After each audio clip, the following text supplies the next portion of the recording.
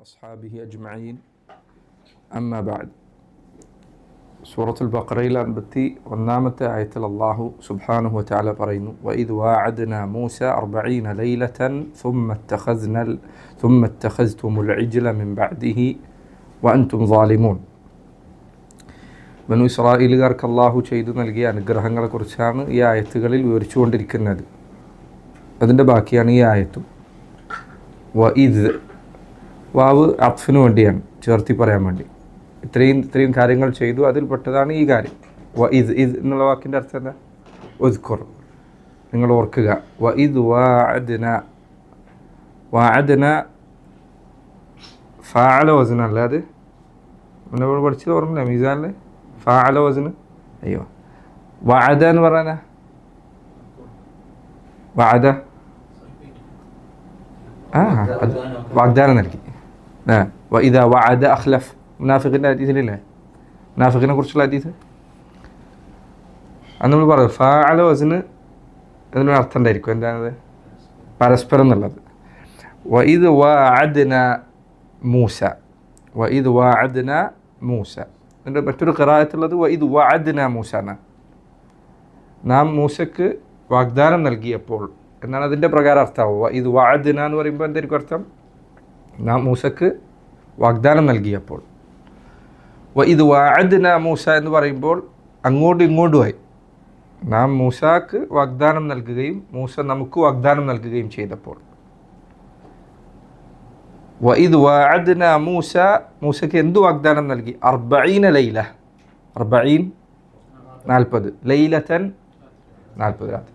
ഇത് മൂസ അലൈഹിസ്സലാത്തു വസ്സലാം അദ്ദേഹത്തിന് നാം 40 രാത്രികൾ വാഗ്ദാനം നൽകി. എന്തിനു വേണ്ടി?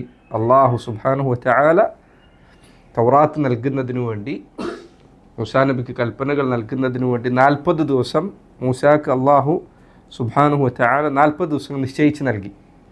ഈ 40 ദിവസത്തിൽ നീ വന്നു കഴിഞ്ഞാൽ ഇന്ന കാര്യങ്ങൾ നൽകുന്നതാണ്. അപ്പോൾ ഇവിടെ അള്ളാഹു വാഗ്ദാനം നൽകിയെന്ന് പറയുന്ന ഇഷ്കാലില്ല. പക്ഷെ മൂസാ നബി അലൈഹി സ്വലാത്തു വസ്സലാമിൻ്റെ ഭാഗത്ത് നിന്ന് എന്ത് വാഗ്ദാനമാണുള്ളത്?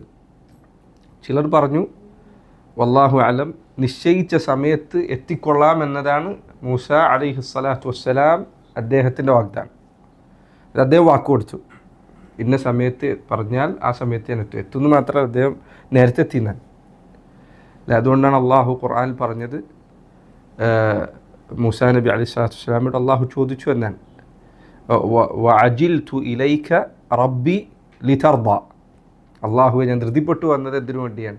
നീ എന്നെ തൃപ്തിപ്പെടാൻ വേണ്ടിയാണ്, നേരത്തെ എത്തിയെന്നാണ്. വഇദ് വഅദ്ന മൂസ 40 ലൈല, മൂസാക്ക് നാം 40 ദിവസങ്ങൾ വാഗ്ദാനം നൽകിയ സന്ദർഭം. ഇത് യഥാർത്ഥത്തിൽ ഖുർആൻ മറ്റ് സ്ഥലങ്ങളിൽ വിശദീകരിക്കപ്പെട്ടിട്ടുണ്ട്. ഈ വാഗ്ദാനം തുടക്കത്തിൽ 30 ആയിരുന്നു, പിന്നീട് 10 ദിവസം കൂട്ടി കൊടുക്കുകയാണ് ചെയ്തത്. സൂറത്തു അൽ അറാഫിലെ 142 ആയത്തിൽ അള്ളാഹു പറഞ്ഞു, വവാഅദ്ന മൂസ 30 ലൈലത്തൻ വഅത്മംനാഹ ബിഅശ്റിൻ ഫതമ്മ മീഖാതു റബ്ബിഹി 40 ലൈല. നാം മൂസ അലൈഹി സ്വലാത്തു വസ്സലാമിന് 30 ദിവസം വാഗ്ദാനം നൽകി, പിന്നീട് വഅത്മംനാഹ ബിഅശ്ർ, 10 ദിവസം കൂടുതൽ നൽകിക്കൊണ്ട് അത് നമ്മൾ 40 പൂർത്തീകരിച്ചു. ആദ്യം 30 ആയിരുന്നു, പിന്നീട് 10 അധികരിപ്പിക്കുകയാണ് ഉണ്ടായത്. ഇവിടെ അള്ളാഹു പറയുന്നു വഇദ് വഅദ്ന മൂസ 40 ലൈലത്തൻ, മൂസ അലൈഹി സ്വലാത്തു വസ്സലാം അദ്ദേഹത്തിന് 40 ദിവസം അള്ളാഹു സുബ്ഹാനഹു വതആല വാഗ്ദാനം നൽകി.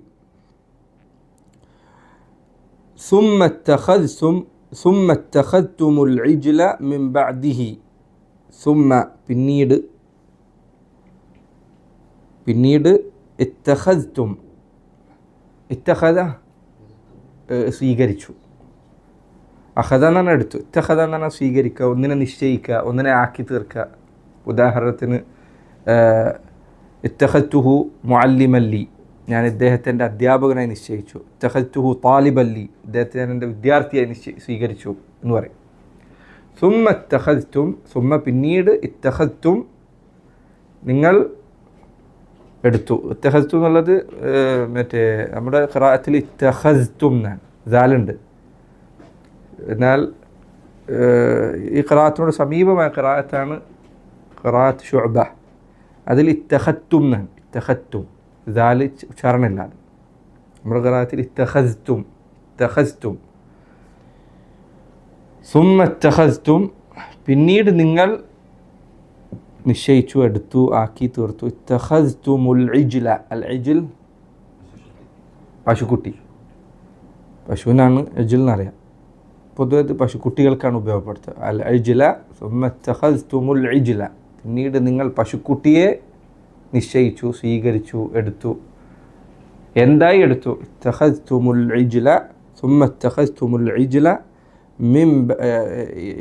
ഇവിടെ ഇൻഷാ അല്ലാഹ് നമ്മൾ നഹ്വുൽ പഠിക്കും, ചില ഫിഅലുകൾക്ക് 2 മഫ്ഊൽ ഉണ്ടാവും. ഇത് അതിൽപ്പെട്ടതാണ്. നിങ്ങൾ പശുക്കുട്ടിയെ സ്വീകരിച്ചു. എന്തായി സ്വീകരിച്ചു? ഇലാഹായി സ്വീകരിച്ചു. പക്ഷെ അത് ഖുർആനിൽ നേർക്കേറെ പറഞ്ഞിട്ടില്ല. അറബി ഭാഷയുടെ ശൈലിയാണത്. വ്യക്തമായി അറിയുന്ന കാര്യങ്ങൾ അത് പറയാതിരിക്കാനുള്ളത്. നിങ്ങൾ പശുക്കുട്ടിയെ സ്വീകരിച്ചു. എന്തായി സ്വീകരിച്ചു? ഇലാഹായി സ്വീകരിച്ചു. ഖുർആനിൽ എവിടെയും ഈ ഇജ്ലിനെ അവർ പശുക്കുട്ടിയെ ഇലാഹായി സ്വീകരിച്ചതിനെക്കുറിച്ച് പറയുന്നിടത്ത് ഒരു സ്ഥലത്തും ഇതിൻ്റെ 2ാമത്തെ മഫ്ഊൽ പറഞ്ഞിട്ടില്ല. ഷൻഖീത്തി അദ്ദേഹം പറഞ്ഞേക്കാണ് അത് പറയാതിരിക്കാനുള്ള കാരണം അത് പറയാൻ മാത്രം കൊള്ളാവുന്ന കാര്യമല്ല എന്നതുകൊണ്ടാണ്. അതുകൊണ്ടാണ് ഇത്തഖസ്തുമുൽ ഇജ്ല ഇലാഹൻ എന്ന് അള്ളാഹു പറയാതിരുന്നത്. ഇൻഷാ അല്ലാഹ് ഇത് ശരിക്കും നമ്മൾ നഹ്വ് പഠിച്ചിരുന്നെങ്കിൽ നമുക്ക് കുറച്ചുകൂടി വ്യക്തമാകുമായിരുന്നു. ഈ ഇത്തിഖാദ് എന്ന വാക്ക് 2 മഫ്ഊൽ ഉള്ളതാണ്. അങ്ങനെ ധാരാളം ഫിഅലുകൾ അറബിയിലുണ്ട് 2 മഫ്ഊൽ ഉള്ളത്. അത് ഒരു മഫ്ഊലല്ല ഉണ്ടാവുക. ഉദാഹരണത്തിന് ജഅല എന്ന വാക്ക് അതിൽപ്പെട്ടതാണ്. ഉദാഹരണത്തിന് ജഅൽതുഹു, അല്ലെങ്കിൽ ജഅൽതു സൈദൻ ഹാരിസ, ജഅൽതു സൈദൻ ഹാരിസൻ. എന്താ അർത്ഥം? ഹാരിസ് എന്ന് പറഞ്ഞാൽ കാവൽക്കാരൻ. ജഅൽതു ഞാനാക്കി, സൈദൻ സൈദിനെ ആക്കി. എന്തായി ആക്കി? ഹാരിസൻ. ഹാരിസ് 2ാമത്തെ മഫ്ഊലാണ്. ഇത്തരം ഫിഅലുകൾക്ക് 2 മഫ്ഊൽ ഉണ്ടാവും. അതിൽപ്പെട്ടതാണ് ഈ ഫിഅൽ ഇത്തഖദ എന്നുള്ളത്. ഇതിന് 2 മഫ്ഊൽ ഉണ്ടാവും. നിങ്ങൾ ഇജ്ലിനെ സ്വീകരിച്ചു. എന്തായി സ്വീകരിച്ചു? ഇലാഹൻ, ഇലാഹായി സ്വീകരിച്ചു. 2 മഫ്ഊലുമാണ് അതിന്. പക്ഷെ 2ാമത്തെ മഫ്ഊൽ ഇവിടെ എന്താണ്? ഇല്ല, കൊടുത്തിട്ടില്ല. അതിന് കാരണമായി ഷൻഖീത്തി അദ്ദേഹം പറഞ്ഞത് റഹിമഹുല്ലാഹ്, അത് പറയാൻ കൊള്ളാവുന്നൊരു കാര്യമല്ല എന്നതുകൊണ്ടാണ് അള്ളാഹ് അത് പറയാതെ വിട്ടത്. ഇത്തഖസ്തുമുൽ ഇജ്ൽ, നിങ്ങൾ ഇജ്ലിനെ സ്വീകരിച്ചു. 1ാമത്തെ മഫ്ഊൽ ഇജ്ൽ. അതുകൊണ്ടാണ് അതിന് എന്ത് വന്നത്? ഫത്ഹ് വന്നത്, അല്ല ഇജ്ല. ഇൻഷാ അല്ലാഹ് നഹ്വ് പഠിക്കുമ്പോൾ കുറച്ചുകൂടി എളുപ്പത്തിൽ മനസ്സിലാക്കാൻ ഈ പറയുന്നത്. സുമ്മ ഇത്തഖസ്തുമുൽ ഇജ്ൽ, പിന്നീട് നിങ്ങൾ പശുക്കുട്ടിയെ സ്വീകരിച്ചു. വഅൻതും ളാലിമൂൻ, നിങ്ങളത് സ്വീകരിച്ചപ്പോൾ വഅൻതും, നിങ്ങളുടെ അവസ്ഥ എന്താണ്? നിങ്ങൾ എപ്രകാരമാണ്? ളാലിമൂൻ, ളാലിമീങ്ങളായിക്കൊണ്ട്. ഇത് നേരത്തുള്ള ആയത്തിൽ അതേ പ്രയോഗ ശൈലിയാണ്. നേരത്തെ ആയത്തിൽ എന്തല്ല? വഅൻതും തൻദുറൂൻ. അവിടെ നമ്മൾ പറഞ്ഞില്ലേ, അവരെ നാം മുക്കി നശിപ്പിച്ചു, നിങ്ങൾ നോക്കിക്കൊണ്ടിരിക്കെ. നിങ്ങൾ ഇജ്ലിനെ സ്വീകരിച്ചു, നിങ്ങൾ ളാലിമീങ്ങളായിക്കൊണ്ട്, അതിക്രമികളായിക്കൊണ്ട് നിങ്ങൾ എന്ത് ചെയ്തു? ഈ പറഞ്ഞ കാര്യം ചെയ്തു. അത് നിങ്ങളിത് ചെയ്യുമ്പോൾ നിങ്ങൾ എന്താ ചെയ്തത്? അതിക്രമികളായിരുന്നു. പക്ഷേ പറഞ്ഞേ ആ പ്രയോഗം മനസ്സിലായ നിങ്ങൾ? വഅൻതും ഹാൽ എന്നാണ് എനിക്ക് പറയാം. അത് ഹാലാണ്. അതായത് നിങ്ങളിത് ചെയ്യുമ്പോൾ നിങ്ങളുടെ സ്ഥിതി എന്താണ്? നിങ്ങൾ ളാലിമീങ്ങളാണ്. ളാലിമീങ്ങളായിക്കൊണ്ട് നിങ്ങളിത് ചെയ്തു. അറിവില്ലാതെ ചെയ്തതല്ല, വിവരക്കേടുകൊണ്ട് ചെയ്തതല്ല, അബദ്ധത്തിൽ സംഭവിച്ചതല്ല. പിന്നെയോ തും ളാലിമൂൻ, നിങ്ങൾ അതിക്രമം ചെയ്തുകൊണ്ടാണ് നിങ്ങളിത് പ്രവർത്തിച്ചത്. പറഞ്ഞതിൻ്റെ ശൈലി എന്തായത്? ഇത് വഅദ്നാ മൂസ 40 ലൈല, മൂസാക്ക് നാം 40 രാത്രികൾ വാഗ്ദാനം ചെയ്തു. ആ വാഗ്ദാനം ചെയ്ത സന്ദർഭത്തിൽ നിങ്ങൾ എന്താ ചെയ്തത്? ഇതൊരു വലിയ അനുഗ്രഹമായിരുന്നു. നിങ്ങളുടെ നബിക്ക് അള്ളാഹു തൗറാത്ത് അവതരിപ്പിക്കാൻ വേണ്ടി സമയം നിശ്ചയിച്ചപ്പോൾ ആ സമയം നിങ്ങൾ എന്താ ചെയ്തത്? സുമ്മ ഇത്തഖസ്തുമുൽ ഇജ്ൽ, നിങ്ങൾ പശുക്കുട്ടിയെ ദൈവമായി സ്വീകരിക്കുകയാണ് ചെയ്തത്.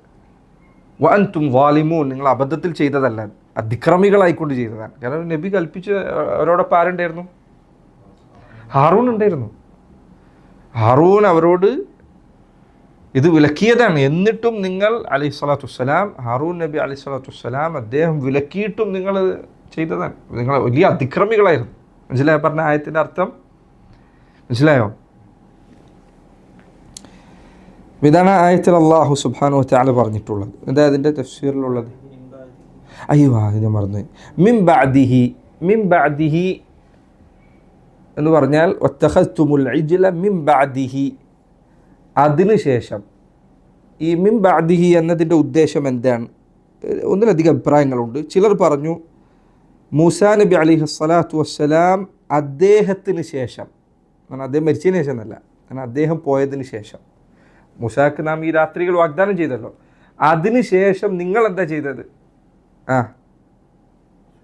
ഒരു പശുക്കുട്ടിയെ ഇലാഹായി സ്വീകരിച്ചു. അപ്പം മിൻ ബഅദിഹി എന്ന് പറഞ്ഞാൽ മിൻ ബഅദി മുവാഅദതി മൂസ, മൂസാക്ക് നാം ഈ രാത്രികൾ വാഗ്ദാനം നൽകിയതിന് ശേഷം നിങ്ങൾ ചെയ്തത് എന്താ? മൂസ പോയതിന് ശേഷം നിങ്ങൾ പശുക്കുട്ടിയെ ഇലാഹായി സ്വീകരിച്ചു. മനസ്സിലാവുന്ന ഒരർത്ഥം അതാണ്.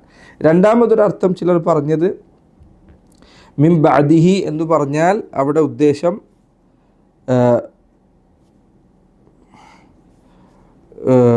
നിങ്ങൾക്ക് ഈ പറഞ്ഞ അനുഗ്രഹങ്ങളൊക്കെ നൽകിയതിന് ശേഷം, നിങ്ങളെ ഫിർഔനിൽ നിന്ന് രക്ഷപ്പെടുത്തിയതിന് ശേഷം, നിങ്ങൾക്ക് സമുദ്രം പുലർത്തി തന്നതിന് ശേഷം, മൂസാക്ക് വാഗ്ദാനം നൽകിയതിന് ശേഷം, ഈ അനുഗ്രഹങ്ങളൊക്കെ ഉണ്ടായതിന് ശേഷം നിങ്ങൾ എന്ത് ചെയ്തു? ثم اتخذتم العجل من بعده. ആയത്തിൻ്റെ അർത്ഥം മനസ്സിലായില്ലേ? ശരി. വദ്കുറു നിഅമതന അലൈക്കും. ഞാൻ അർത്ഥം പറയണോ? എന്താ അർത്ഥം? മുന്നേ കുറേ പറഞ്ഞ അർത്ഥം. എന്താ അർത്ഥം? നമ്മുടെ അനുഗ്രഹങ്ങൾ നിങ്ങൾ ഓർക്കുക. ഹീന സന്ദർഭത്തിൽ. ഏത് സന്ദർഭം? ഹീന വാഅദ്ന മൂസ, മൂസാക്ക് നാം വാഗ്ദാനം നൽകിയ സന്ദർഭത്തിൽ. 40 ലൈലത്തൻ, എത്ര ദിവസം? 40 രാത്രികൾ. 40 രാത്രികൾ മൂസാക്ക് നാം വാഗ്ദാനം നൽകിയ സന്ദർഭത്തിൽ നാം നിങ്ങളോട് ചെയ്ത അനുഗ്രഹം നിങ്ങൾ ഓർക്കുക. ലിഇൻസാലി തൗറാത്തി, എന്തിനു വേണ്ടിയാണ് ഈ 40 രാത്രികൾ അദ്ദേഹത്തിന് നിശ്ചയിച്ചത്? തൗറാത്ത് ഇറക്കുന്നതിനു വേണ്ടി. ഹിദായത്തൻ വനൂറൻ ലക്കും, എന്തിനായിരുന്നു തൗറാത്ത് അവതരിപ്പിച്ചത്? നിങ്ങൾക്കുള്ള ഹിദായത്തായി, നിങ്ങൾക്കുള്ള വെളിച്ചമായി. ഫഇദാ ബിക്കും, ഈ ഫഇദാ ബിക്കും എന്ന് പറഞ്ഞാൽ അപ്പോൾ നിങ്ങളുടെ സ്ഥിതി ഇതാ, അതാണ് അതിൻ്റെ അർത്ഥം. ഫഇദാ ബിക്കും, അപ്പോൾ നിങ്ങളുടെ കഥ ഇതാണ്. ഫഇദാ ബിക്കും, ഇദാ ബി എന്നുള്ള പ്രയോഗത്തിൻ്റെ അർത്ഥം അതാണ്. ഫഇദാ ബിക്കും, ഞാൻ ഇങ്ങനെയൊക്കെ ചെയ്തു. ഫഇദാ ബിക്ക്, അപ്പോൾ നിൻ്റെ സ്ഥിതി എന്താണ്? ഇങ്ങനെ, അങ്ങനെ പറയില്ലേ? അതിനാണ് ഫഇദാ ബിക്കും എന്നുള്ള പറയുന്നത്. ഫഇദാ ബിക്കും, അപ്പോൾ നിങ്ങളുടെ സ്ഥിതി എന്താണ്? ഫഇദാ ബിക്കും തൻതഹിസൂൻ, ഇൻതഹസ എന്ന് പറഞ്ഞാൽ മുതലെടുക്കുക, അതിനാണ് ഇൻതഹസ എന്ന് പറയുക. തൻതഹിസൂൻ, നിങ്ങൾ മുതലെടുക്കുന്നു. ഫുർസത്ത് എന്താ? ഇൻതഹസ, യൻതഹിസു, തൻതഹിസു, അവസരം. ഫുർസത്ത് എന്ന് പറഞ്ഞാൽ എന്താ? അവസരം. പരസ്യത്തിലൊക്കെ കാണില്ല ഫുർസ എന്നാണ്. ഫുർസ എന്ന അവസരം, ചാൻസ്. അയ്യോ മഫ്ഊൽ തൻതഹിസൂന, ഫായിലാര അൻതും. فإذا بكم تنتهزون فرصة غيابه. غياب ഇല്ലേ?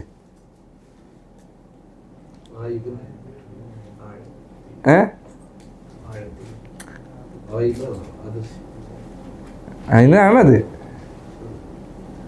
റിയാബിഹി, ആബ്സെൻ്റ് ആയി. ഹാജർ റിയാബ് എല്ലോട്ടാണ്. ഗായിബ് എന്നറിയില്ല നമ്മൾ ക്ലാസ്സിൽ പ്രസൻറ്റ് എടുക്കുമ്പോൾ ഹാജർ ഗായിബ്. മദ്രസയിൽ അങ്ങനെയല്ലേ പറഞ്ഞിരുന്നത്? അപ്പോൾ റിയാബ് എന്ന് പറഞ്ഞാൽ അദ്ദേഹത്തിൻ്റെ ആബ്സെൻസ്. ആബ്സെൻസ് എന്ന് പറഞ്ഞാൽ എന്തായാലും മലയാളം പറയാം? അസാന്നിധ്യം. അയ്യോ അഹ്സൻത്, അസാന്നിധ്യം. ഫൈദാ ബിക്കും തൻതഹിസൂന ഫുർസത ഗിയാബിഹി, അദ്ദേഹത്തിൻ്റെ അസാന്നിധ്യം നിങ്ങൾ മുതലെടുത്തു. ഹാദിഹിൽ മുദ്ദത്തൽ ഖലീല, ഹാദിഹിൽ മുദ്ദത്ത് ഈ കാലയളവ്, അൽ ഖലീല ഈ ചുരുങ്ങിയ കാലയളവ്. ആ 40 ദിവസം മാറി നിന്നിട്ടുള്ളൂ. ഈ 40 ദിവസം മൂസ മാറി നിൽക്കുമ്പോഴേക്ക് നിങ്ങൾ ആ അവസരം മുതലെടുത്തു. മനസ്സിലായില്ലേ പറഞ്ഞു? وتجعلون العجل الذي صنعتموه بأيديكم معبودا لكم من دون الله. وتجعلون, എന്നിട്ട് നിങ്ങൾ എന്ത് ചെയ്തു? നിങ്ങളാക്കുന്നു അൽ ഇജ്ല, ആ പശുക്കുട്ടിയെ. الذي صنعتموه, ഉണ്ടാക്കി. صنعتموه നിങ്ങൾ നിർമ്മിച്ചത്. നിങ്ങൾ നിർമ്മിച്ചുണ്ടാക്കിയ ഈ പശുക്കുട്ടിയെ, ജീവനുള്ള പശുക്കുട്ടീനാണ് അവർ ആരാധിച്ചത്. എല്ലാ സ്വർണ്ണത്തിൽ നിന്ന് ഉണ്ടാക്കിയ സാമിരി ഉണ്ടാക്കി കൊടുത്തല്ലേ.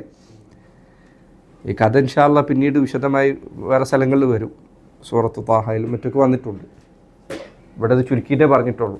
നിങ്ങൾക്കറിയാം, മൂസാ നബി അലൈഹിസ്സലാം കടൽ കടന്ന് മൂസാ നബി ഇസ്രായേലും മിസ്റിന് രക്ഷപ്പെട്ടതിന് ശേഷം മൂസാ നബി അലൈഹി സ്വലാത്തു വസ്സലാം 40 ദിവസത്തേക്ക് അള്ളാഹുവിൻ്റെ അടുത്തേക്ക് ചെന്ന സന്ദർഭത്തിലാണ് സാമിരി അവൻ പറഞ്ഞു, ഞാനിത് വേറെ ആർക്കും കാണാൻ പറ്റാത്ത ഞാൻ കണ്ടിരിക്കുന്നു.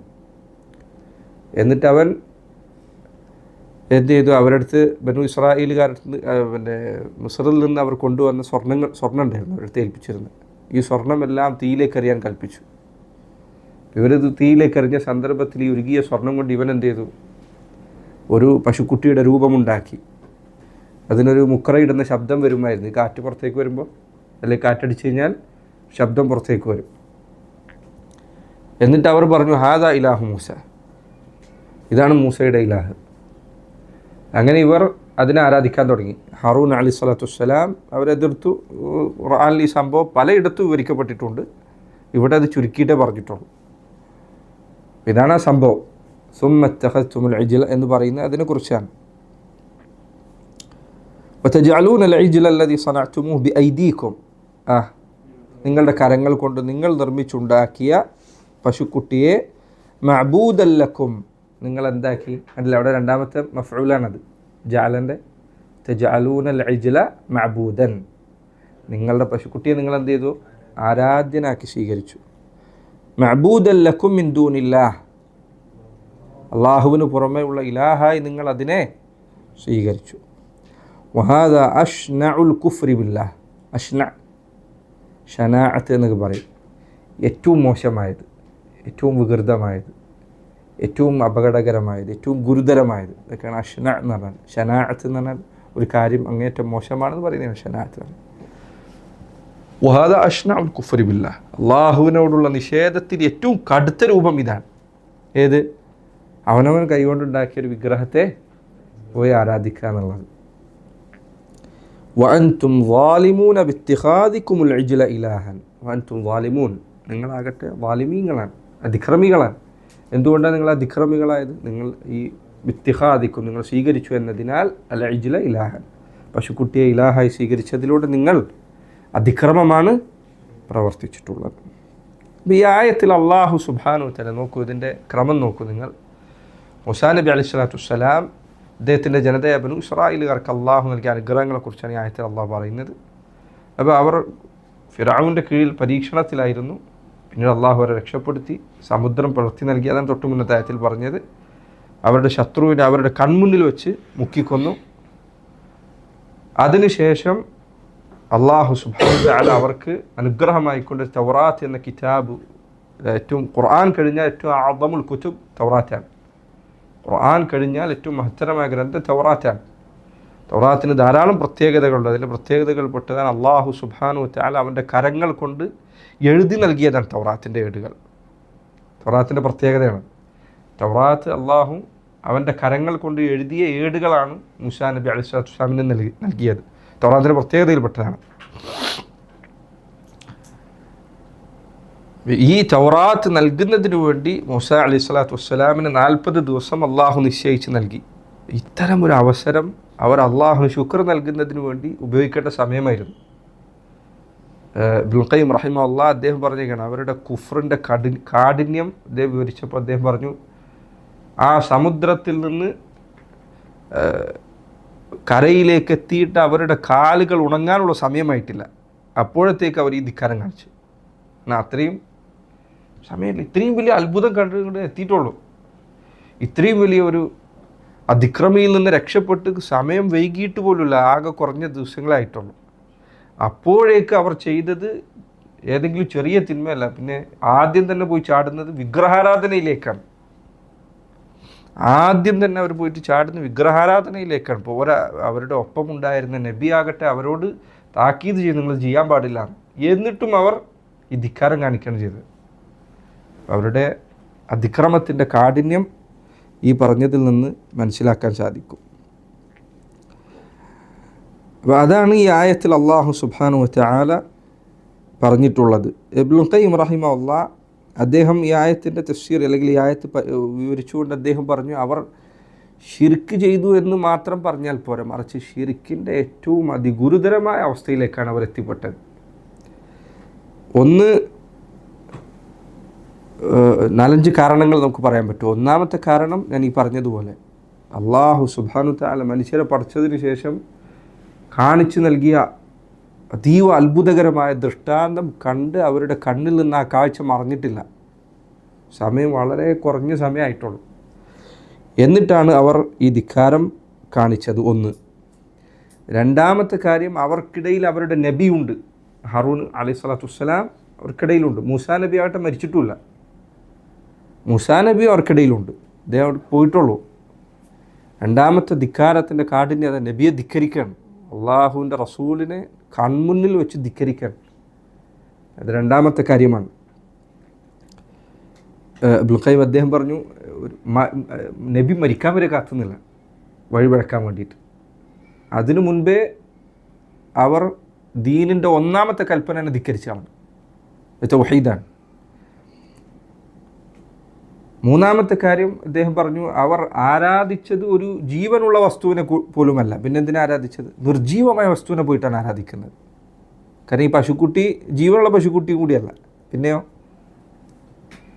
ഇത് ഒരു മനുഷ്യ കൈകൊണ്ടുണ്ടാക്കി വെച്ച നിർജീവമായ വസ്തുവാണ്. അതുകൊണ്ട് ഖുർആൻ അള്ളാഹു പറഞ്ഞു, ഫലാ യറൗന അന്ന, അവർ കാണുന്നില്ല, അത് അവരോട് സംസാരിക്കുന്നില്ല. ലാ യുകല്ലിമുഹും, അത് അവരോട് മിണ്ടുന്നില്ല, സംസാരിക്കാനോ ഒന്നും കഴിവില്ല. നിർജീവമായ ഒരു വസ്തുവിനെ പോയിട്ടാണ് ഈ ആരാധിക്കുന്നത്, ജീവനുള്ളതിനെ കൂടിയല്ല. നാലാമത്തെ കാര്യം ഇബ്നുൽ ഖയ്യിം അദ്ദേഹം പറഞ്ഞു, അവർ ആരാധിക്കാൻ തിരഞ്ഞെടുത്തത് ശ്രേഷ്ഠത നൽകപ്പെട്ട ഏതെങ്കിലും ഒരു മലക്കിനെയോ ഒരു നബിയോ കൂടിയുമല്ല. പിന്നെ ആരാധിക്കാൻ വേണ്ടി അവർ തിരഞ്ഞെടുത്തത് സംസാരിക്കാൻ കഴിയാത്ത നിർജീവമായ വസ്തുവാണ്. നിർജീവമായ വസ്തുക്കളിൽ തന്നെ അവർ ഏതിൻ്റെ വിഗ്രഹമല്ല ഉണ്ടാക്കിയത്? ഒരു നബിയുടെ വിഗ്രഹമല്ല. നബിയുടെ വിഗ്രഹം ഉണ്ടാക്കിയാലതുകൊണ്ട് കുറയുന്നല്ല, പക്ഷേ അതുപോലെയല്ല അവർ ചെയ്തത്. ശിർക്കിൻ്റെ ഏറ്റവും എന്താ പറയുക, അധപ്പതനത്തിൻ്റെ ഏറ്റവും അങ്ങേയറ്റത്താണ് പോയി ചാടിയത്. ഒരു ഒരു ഒരു ഒരു മനുഷ്യനൊരു തിന്മയിലേക്ക് ചാടുമ്പോൾ സ്വാഭാവികമായിട്ട് എന്താ, അതിന് മുൻപ് കുറച്ച് അതിൻ്റെ ആമുഖങ്ങൾ ഉണ്ടായിരിക്കും. ഇതൊന്നും ഉണ്ടായിട്ടില്ല. നേരെ പോയി ചാടുന്നത് ഏറ്റവും അധപ്പതനത്തിലേക്കാണ്. നിർജീവമായ വസ്തുവായി അവർ വിഗ്രഹമുണ്ടാക്കിയത് ഒരു മലക്കിൻ്റെ രൂപമോ അതല്ലെങ്കിൽ ഒരു മലക്കിൻ്റെ പ്രതീകമോ അല്ലെങ്കിൽ ഒരു നബിയുടെ രൂപമോ അല്ല. നേരെ പോയി ഉണ്ടാക്കുന്നത് ഒരു മൃഗത്തിൻ്റെ രൂപമാണ്. അതോടൊപ്പം അദ്ദേഹം പറഞ്ഞു, ആകാശലോകത്തുള്ള വലിയ വസ്തുക്കളായ സൂര്യനെയോ ചന്ദ്രനെയോ അല്ല, ഭൂമിയിൽ തന്നെ ജീവിക്കുന്നതിൽ തന്നെ എന്തെങ്കിലും വലിയ വസ്തുക്കളെ, പർവ്വതങ്ങളോ ഒന്നുമല്ല, മറിച്ച്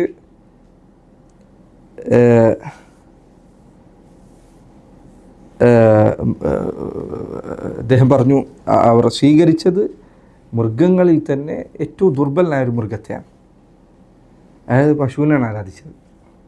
ഇബ്നുൽ ഖയ്യിം അദ്ദേഹം രേഖപ്പെടുത്തിയാണ്, അതായത് ജീവികളുടെ കൂട്ടത്തിൽ ഇത്രയും അപമാനം ഏറ്റുവാങ്ങാൻ തയ്യാറായ മറ്റൊരു ജീവിയില്ല. അങ്ങനെ ഈ ജീവി, ഇത് പൊതുവെ ജീവികളെ ആരും പേടിക്കാത്ത, ആർക്കും എന്തെങ്കിലും പേടി നൽകാത്ത ജീവിയാണിത്. ഇതിനെ അടിച്ചാൽ അടികൊള്ളും, അതിനെ ആട്ടിയാൽ അത് ഓടിപ്പോവും. അത് മനുഷ്യർ ഉപയോഗപ്പെടുത്തുന്നത് മറ്റേ ഈ എന്താ പറയുക, കൃഷിയിൽ ഭാരം ചുമപ്പിക്കാനും അതല്ലെങ്കിൽ ഏതെങ്കിലും തൊഴുത്തിൽ കെട്ടിയിട്ടിട്ട് അവിടുന്ന് പാലെടുക്കാനും. ദുർബലമായൊരു ജീവിയാണത്.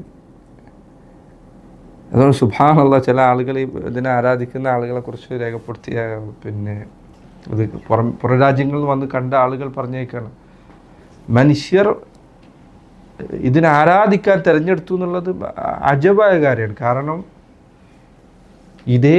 ഇവർ ദൈവമാണ് എന്ന് പറയുന്ന ഈ ജീവിയെ കൊണ്ടാണ് ഇവർ ദുനിയാവിലെല്ലാ പണി എടുപ്പിക്കുന്നത്. അത് പ്രയാസകരമായ പണികളൊക്കെ ഇതിൻ്റെ മേലാണ് ഏൽപ്പിക്കുന്നത്. അതിനെ കൊണ്ട് ഭാരം വലിപ്പിക്കുന്നു, അതിനെ അടിക്കുന്നു, ഇതിനെ പിന്നെ കൃഷിയിൽ മണ്ണ് കുഴക്കാൻ വേണ്ടി എല്ലാത്തിനും ഇതിനെയാണ് ഉപയോഗപ്പെടുത്തുന്നത്. ഇതിനെ ഒരാൾ പോയി ആരാധിക്കുക. ഒരു ജീവികളുടെ കൂട്ടത്തിൽ ശക്തിയുള്ള ജീവികളുണ്ട്, മനുഷ്യന് കണ്ടാൽ പേടിയുള്ള ജീവികളുണ്ട്. അതിനെ ആരാധിച്ചിരുന്നെങ്കിലും ഒക്കെ ചില ആളുകൾക്കെങ്കിലും അതിലൊരു എന്തെങ്കിലും ഒരു ആശയക്കുഴപ്പം ഇത് യാതൊരു നിലക്കും ആരാധിക്കപ്പെടാൻ അർഹതയുള്ള യാതൊന്നും ഈ പറഞ്ഞതിലില്ല, ഈ ജീവിയിലില്ല.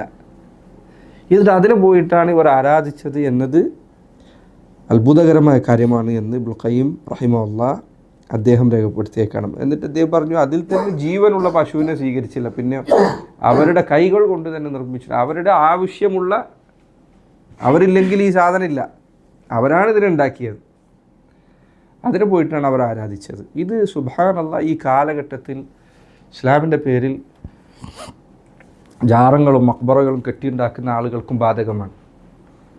ലാ ഹൗല വലാ ഖുവത ഇല്ലാ ബില്ലാഹ്. ഇന്നത്തെ ആളുകൾ നോക്കും, നിങ്ങൾ എന്തിനാണ് ഈ ബാത്ത് ചെയ്യുന്നത്, എന്തിനാണ് ആരാധിക്കുന്നത്? നമ്മുടെ നാട്ടിൽ തന്നെ പലപ്പോഴും ആരാധിക്കുന്നത് എന്തൊക്കെ വസ്തുക്കളെയാണ്. പാലക്കാട് ഭാഗത്താണ് എൻ്റെ അറിവ്, ഒരു മരത്തിനാണ് ആൾക്കാർ ആരാധിക്കുന്നത്. ഒരു മനുഷ്യൻ നട്ടു വളർത്തിയൊരു മരത്തിനാണ് ആരാധിക്കുന്നത്. അതിൻ്റെ മേലെ പച്ച തുണി കെട്ടിയാൽ, അതിൻ്റെ മേലെ തൊട്ടിൽ കെട്ടിയാൽ അത് കൊണ്ട് കുട്ടിയുണ്ടാകുമെന്നാണ് ആളുകൾ വിശ്വസിക്കുന്നത്. ബനു ഇസ്രായേലുകാർക്ക് സംഭവിച്ച അതേ അബദ്ധത്തിലേക്കാണ് ഈ ചാടുന്നത്. അല്ലെങ്കിൽ ചിലപ്പോഴെങ്കിലും അതിനേക്കാൾ അപകടകരമായതിലേക്ക്. ഇപ്പോൾ പാകിസ്ഥാനിൽ ചില സ്ഥലമുണ്ട് തന്നെ, അവിടെ പ്രസിദ്ധമൊരു മക്ബറയുണ്ട്. ആ മക്ബറയിലുള്ളത്, ആ നാട്ടുകാർക്കറിയാം, ആ മക്ബറയിലുള്ളത് ഒരു കഴുതയാണ്. അപ്പോൾ ഈ കഴുതയെ നിങ്ങൾ എന്തുകൊണ്ട് ആരാധിക്കുന്നു? ആ കഴുത വലിയാണ്. കഴുത വലിയാകാൻ എന്താണ് കാരണം? അതിനൊരു കാരണമുണ്ട്. ഈ കഴുത, അതിനെ വളർത്തിയിരുന്ന ആൾക്ക് എന്തോ റൊട്ടി കച്ചവടം മറ്റോ ആയിരുന്നു. ഈ കഴുതയുടെ മുകളിൽ റൊട്ടി വെച്ചുകൊണ്ട് ഇയാൾ ഇതിനെ പറഞ്ഞേക്കും.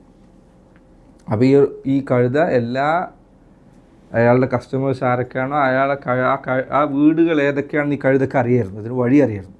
സാധാരണ കഴുതയല്ല, അത് വലിയ കഴുതയാണ്. അതിനാണ് ആരാധിക്കുന്നത്. നഊദു ബില്ലാഹ്. ഇതിന് സമാനമായ കാര്യങ്ങൾ എത്ര കാര്യങ്ങൾ നടക്കുന്നുണ്ട്. ഇവിടെ ഈ അടുത്ത് ലിബിയയിൽ പിന്നെ ഖദാഫിയുടെ ഭരണം കഴിഞ്ഞതിന് ശേഷം അവിടെ പല സ്ഥലങ്ങളിലും സലഫി ദഅവ വ്യാപകമായി പിന്നെ പ്രചരിച്ച ചില സ്ഥലങ്ങളിൽ ഇതേപോലെ ചില മക്ബറകൾ പൊളിച്ചു. അവിടെയുള്ള സലഫികളായ ആളുകൾക്ക് അവിടെ ചില സ്ഥലത്ത് അധികാരം ലഭിച്ചപ്പോൾ അവരവിടുത്തെ മക്ബറകൾ ചില മക്ബറകൾ കുഴിച്ചതിന് ശേഷം അവർക്ക് കിട്ടിയത് നായൻ്റെ ശരീരമാണ്, മനുഷ്യനും കൂടിയല്ല. ഇതിനെയാണ് മനുഷ്യർ ഇത്രയും കാലം ആരാധിച്ചുകൊണ്ടിരിക്കുന്നത്. നജ്സായ നായനാണ് ആരാധിക്കുന്നത്. എൻ്റെ അറിവിൽ ലോകത്തെവിടെയോ പ്രസിദ്ധമായ ഒരു മക്ബറ ഉണ്ടെന്ന് എനിക്ക് സംശയം, അസ്ഹാബുൽ കഫിൻ്റെ നായ എന്നുള്ള പേര്. നോക്കണം നിങ്ങൾ, എവിടെയാണ് മുസ്ലിം പേരുള്ള ആളുകൾ ഈ ചരിത്രമൊക്കെ വിവരിക്കപ്പെട്ട കിതാബ് ഖുർആൻ കയ്യിലുണ്ടായിട്ട് എവിടെയാണ് മുസ്ലിം പേരുള്ള ആളുകൾ എത്തിപ്പെടുന്നത് നിങ്ങൾ ആലോചിച്ച് നോക്കും. നമ്മുടെ നാട്ടിൽ തന്നെ ഇപ്പോൾ എൻ്റെ വീട്ടിൻ്റെ അടുത്ത് തിരൂർ ഭാഗത്ത് ഒരേ ആൾക്ക് 2 ജാറമുണ്ട്. ബിബിയങ്ങാടിയിൽ 2 ജാറം ഒരേ ആൾക്ക്. അവിടെയുള്ള ആളുകൾക്ക് അറിയാം, ഇതിലേത് ഒന്നിൽ ഒരു മനുഷ്യനുമില്ല, അത് കാലിയാണ്, അതിലൊന്നുമില്ല. അപ്പോൾ എന്താ അങ്ങനെ 2 ആളുകൾക്ക് ഒരു ജാറം വരാനുള്ള കാരണം? അതിന് കാരണമുണ്ട്. ഇയാൾ അവിടെ നാട്ടിൽ ഇങ്ങനെ തെരുവിൽ ജീവിച്ചിരുന്ന മനുഷ്യനായിരുന്നു. ഇയാൾ മരിച്ചപ്പോൾ പിന്നെ ഇവർ തമ്മിൽ അടിയായി. ആർക്കാണ് ഇയാളുടെ ശരീരം വിട്ട് കിട്ടാനുള്ള അവകാശം എന്നതിൻ്റെ കാര്യത്തിൽ തമ്മിൽ തല്ലായി. അങ്ങനെ ഒരു വിഭാഗം പോയിട്ട് ഇയാളെ കൊണ്ടുപോയിട്ട് ഒരു സ്ഥലത്ത് ഖബറടക്കി. അന്ന് രാത്രി ഇവരെ എതിർപക്ഷത്തുള്ള ആളുകൾ വന്നിട്ട് ഈ ഖബർ മാന്തി കുഴിച്ചെടുത്തിട്ട് ഇയാളെ കൊണ്ടുപോയിട്ട് വേറെ ഖബറിലാക്കി. എൻ്റെ അറിവിൽ പിന്നീട് ഒരിക്കൽ കൂടി തിരിച്ചുകൊണ്ട് കൊണ്ടിട്ടുണ്ടെന്ന് എൻ്റെ അറിവ്. അള്ളാഹു ആല എനിക്കിതിൻ്റെ കൃത്യമായ ഓർമ്മയില്ല. എന്തായാലും ഒരു തവണ ഇങ്ങോട്ടും മാറ്റിയിട്ടുണ്ട്. അപ്പോൾ നാട്ടിലുള്ള മുസ്ലിയാർ ഒരു സ്വപ്നം കണ്ടു, അയാൾക്കിത് പരിഹരിക്കണമല്ലോ. അയാൾ സ്വപ്നം കണ്ടിട്ട് അയാൾ പറഞ്ഞ്, വലിയ എൻ്റെ സ്വപ്നത്തിൽ വന്നിട്ട് പറഞ്ഞിരിക്കുന്നു, ഞാൻ 2 ഖബറിലുണ്ട്. ഈ 2 ഖബറിലെ ആൾക്കാർ ഉത്സവം നടത്തുകയും നേർച്ച നടത്തുകയും ചെയ്യുന്ന സ്ഥലമാണ്. നോക്കൂ നിങ്ങൾ, മുസ്ലിമീങ്ങൾ എത്തിപ്പെട്ടിരിക്കുന്ന അവസ്ഥ നോക്കും. സുബ്ഹാനല്ലാഹ്, ഖുർആൻ അല്ലാഹു സുബ്ഹാനഹു വ തആല പറഞ്ഞ അതേ കാര്യത്തിലേക്ക് മുസ്ലിമിൻ്റെ പേരുള്ള ആൾക്കാരെത്തുക.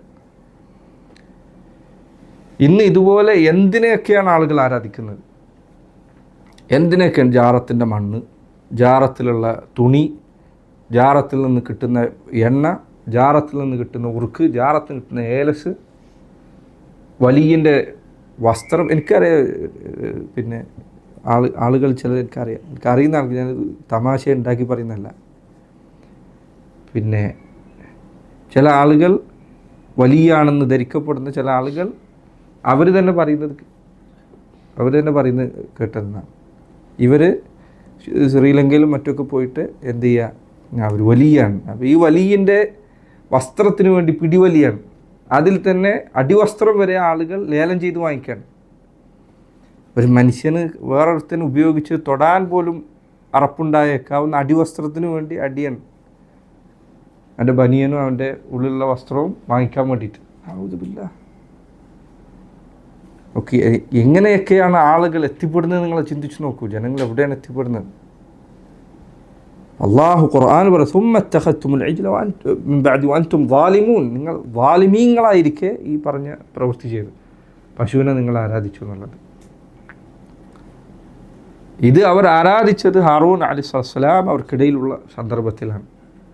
ഇന്ന് മുസ്ലിമീങ്ങൾ ഈ പറഞ്ഞ സാധനങ്ങളുടെയൊക്കെ പുറകിൽ പോകുന്നത് അള്ളാഹുവിൻ്റെ കിതാബ് അവർക്കിടയിലുണ്ട്, റസൂലുള്ളാഹി സ്വല്ലല്ലാഹു അലൈഹി വസല്ലം ഹദീസ് അവർക്കിടയിലുള്ളപ്പോഴാണ്. നബി സല്ലല്ലാഹു അലൈഹി വസല്ലം അവിടുന്ന് വിട പറഞ്ഞെങ്കിലും അവിടുന്ന് വിട്ടേച്ചു പോയ ഖുർആൻ സുന്നത്ത് ഇവിടെ കയ്യിലുണ്ട്. അതിലെവിടെയും ഈ പറഞ്ഞതിനൊരു തെളിവില്ല. ദുനിയാവിലുള്ള ഒരു ജാറത്തിന് പോലും ഖുർആനിലെ ഹദീസിലെ തെളിവില്ല.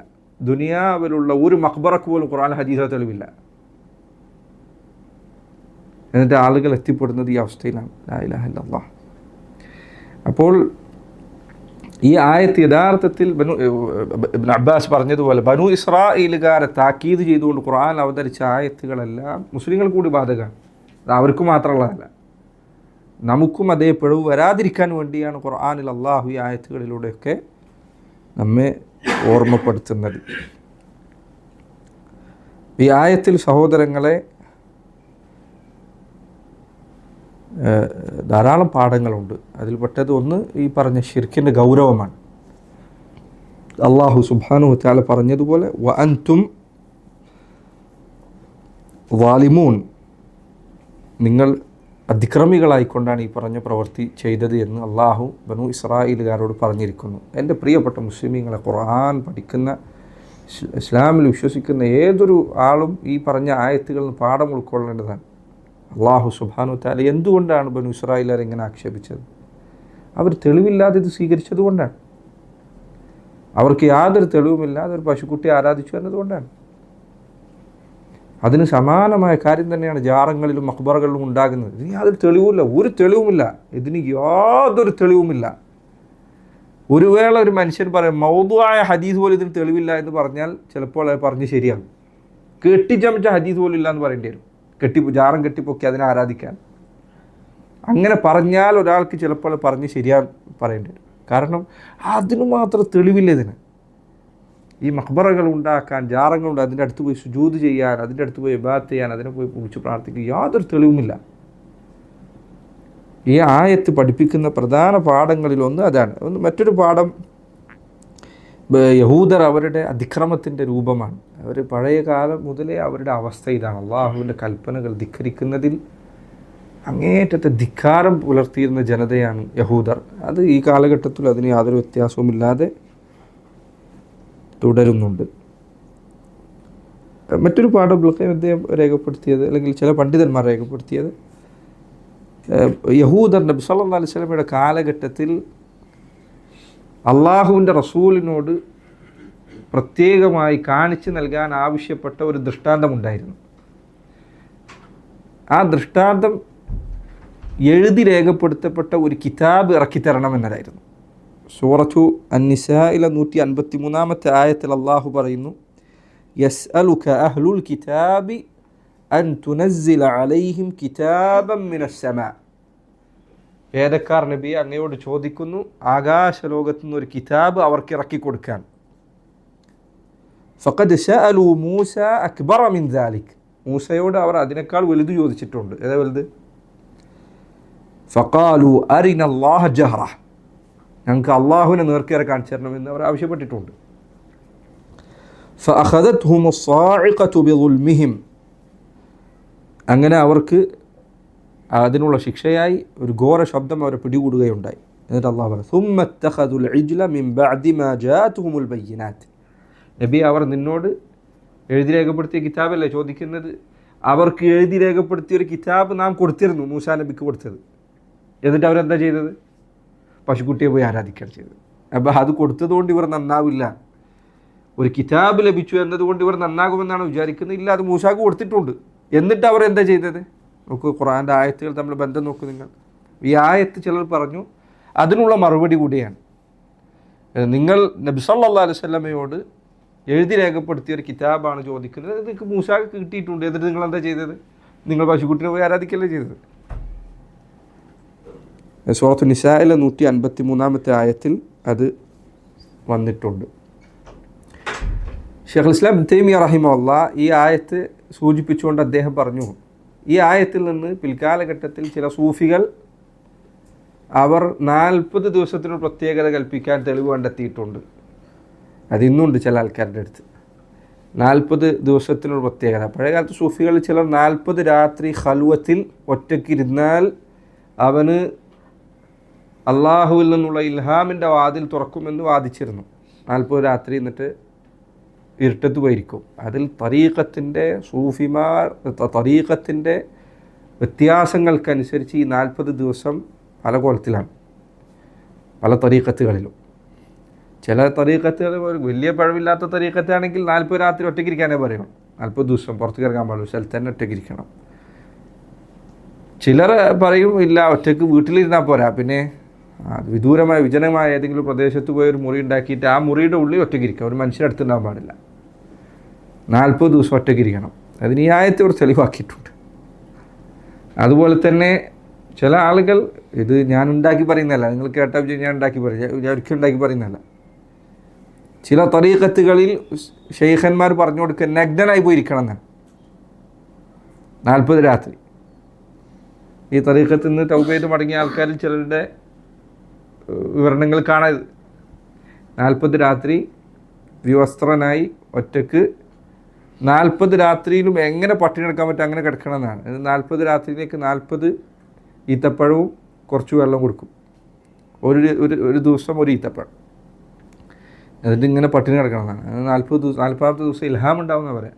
ഇൽഹാം കിട്ടും ചെയ്യും. പക്ഷേ ഈ ഇൽഹാം ഏത് ഇൽഹാമാണെന്ന് മാത്രം ശൈത്താൻ എടുത്തുന്നില്ല, ഇൽഹാമാണ്. തരീഖത്തിലെ സൂഫികൾക്ക് പദവികളുണ്ട്, ഓരോരോ പദവിയായി കയറിപ്പോവും. തുടക്കത്തിൽ മുരീദായി, പിന്നെ ഇങ്ങനെ കയറി പോകാനുള്ള പദവികളുണ്ട്. അവസാനം വലിയ പദവി, അഖ്താബ് എന്നൊക്കെ പറയുന്ന ഈ പദവി വലിയ പദവിയാണ്. ഈ പദവി എത്തിക്കഴിഞ്ഞാൽ കൗമ് പറയുന്നത് ഞങ്ങൾക്ക് എന്ത് ചെയ്യാൻ പറ്റും? ലൗഹ് കാണാൻ പറ്റും, ലൗഹുൽ മഹ്ഫൂദ്.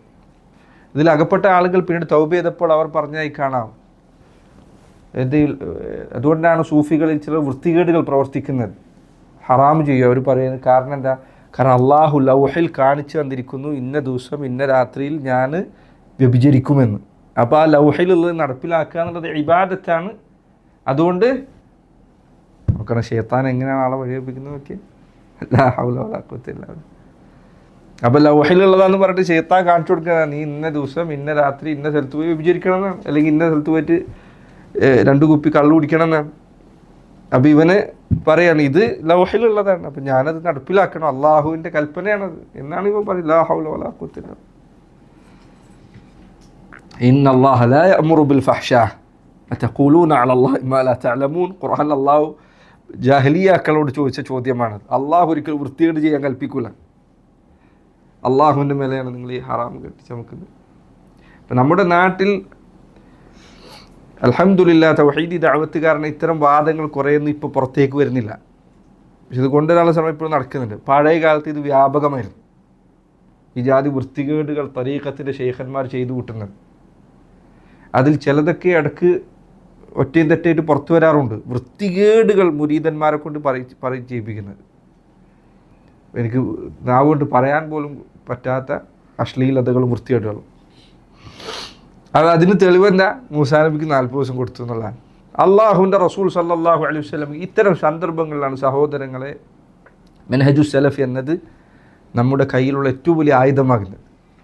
ഈ ഖുർആൻ ആർക്ക് ലഭിച്ചതാണ്? അള്ളാഹുവിൻ്റെ റസൂലിന് ലഭിച്ചതാണ് സല്ലല്ലാഹു അലൈഹി വസല്ലം. അവിടുന്ന് എത്ര ദിവസമാണ് ഒറ്റയ്ക്കിരുന്നത്? എത്ര ദിവസം ഒറ്റയ്ക്കിരുന്നു? 1 ദിവസം ഇരുന്നോ? 2 ദിവസം ഇരുന്നോ? 3 ദിവസം ഇരുന്നോ? ഇല്ല, അവിടുന്ന് ഭാര്യയോടൊപ്പമായിരുന്നു. നബി സല്ലല്ലാഹു അലൈഹി വസല്ലമയെക്കുറിച്ച് സഹാബികൾ ചോദിച്ചു ആയിഷ ബീവിയോട്, എങ്ങനെയായിരുന്നു നബി വീട്ടിലുണ്ടായിരുന്നത്? കാന യകൂനു ഫീ മെഹ്നത്തി അഹ്ലി, തൻ്റെ വീട്ടുകാരുടെ കാര്യങ്ങൾ ചെയ്തു കൊടുത്തുകൊണ്ട് വീട്ടിലുണ്ടാവും. അവിടുന്ന് ചിലപ്പോൾ സ്വന്തം ചെരുപ്പ് നന്നാക്കുമായിരുന്നു, വസ്ത്രം തുന്നുമായിരുന്നു, വീട്ടുകാരെ സഹായിക്കുമായിരുന്നു. അപ്പോൾ ഇതാ അദ്ദൻ ഖറജ ലിസ്സല, ബാങ്ക് കൊടുത്താൽ പള്ളിക്ക് നിസ്കരിക്കാൻ പോകും. അള്ളാഹുവിൻ്റെ റസൂലിനാണ് ഖുർആൻ അവതരിപ്പിക്കപ്പെട്ടത്. അവിടുന്ന് എത്ര ദിവസമാണ് മാറിയിരുന്നത്? എത്ര ദിവസം മാറിയിരുന്നത്? അപ്പോൾ നിങ്ങൾ ചില ആൾക്കാർ പറയും ഇമാം ഇന്ന ഇമാം, ഞാൻ പേര് പറയുന്നില്ല, ഇന്ന ഇമാം കിതാബിൽ പറഞ്ഞിട്ട്, ഏത് ഇമാം കിതാബിൽ പറഞ്ഞാൽ അള്ളാഹുവിൻ്റെ റസൂൽ സല്ലല്ലാഹു അലൈഹി വസല്ലം സുന്നത്താണ് ഖൈറുൽ ഹദി, ഏറ്റവും നല്ല മാർഗം. അവിടുത്തേക്കാണ് ഖുർആൻ നൽകപ്പെട്ടത്. അവിടുന്ന് 40 ദിവസം മാറിയിരുന്നിട്ടില്ല. 40 പോകട്ടെ, 10 ദിവസം പോലും മാറിയിരുന്നിട്ടില്ല. ഇഅ്തികാഫ് എന്ന പേരിൽ അവിടുന്ന് ഇഅ്തികാഫ് ഇരുന്നു ഇബാദത്തിന് വേണ്ടി. എവിടെ ഇരുന്നത്? വിജനപ്രദേശത്താണോ? അല്ല, മസ്ജിദിലാണ് അവിടെ ഇരുന്നത്. മസ്ജിദ് നബിയിലാണ് അവിടെ ഇരുന്നത്. സല്ലല്ലാഹു അലൈഹി വസല്ലം പിൽക്കാലഘട്ടത്തിൽ ഇസ്ലാമിക ചരിത്രത്തിലെ ഏറ്റവും മഹാന്മാരാരാണ്? നബിമാർ കഴിഞ്ഞാൽ ഏറ്റവും അഫ്ളൽ അബൂബക്കർ സിദ്ദീഖാണ് റളിയല്ലാഹു അൻഹു. എവിടെയാണ് അദ്ദേഹത്തിന് ഈ ഖൽവത്ത് ഉണ്ടായിരുന്നത്? ഈ രൂപത്തിൽ സൂഫികൾ പറയുന്നത് ഇല്ല, ഉണ്ടായിട്ടില്ല. Umar Ibnul Khattab, Usman bin Affan, Ali bin Abi Talib, അൽ-അശറത്തുൽ മുബശ്ശറൂൻ, ബദ്രീങ്ങൾ, ഉഹദീങ്ങൾ, പിന്നെ ഷജറത്തുർ റിദ്വാൻ, ബൈഅത്ത് റിദ്വാൻ നടന്ന സന്ദർഭത്തിലായ സഹാബിമാർ, ഏത് സഹാബിയാണ് ഈ പറഞ്ഞ മാർഗ്ഗം? ഒരാൾക്കില്ല. താബിഈങ്ങളുടെ അടുത്തില്ല, താബിഈങ്ങളുടെ അടുത്തില്ല. ഇത് പിൽക്കാലഘട്ടത്തിലുണ്ടാക്കിയ ബിദ്അത്താണ്. മുസ്ലിം ഉമ്മത്തിനെ സംബന്ധിച്ചിടത്തോളം അവരുടെ തെളിവ് ഖുർആൻ സുന്നത്തുമാണ്. അവരെ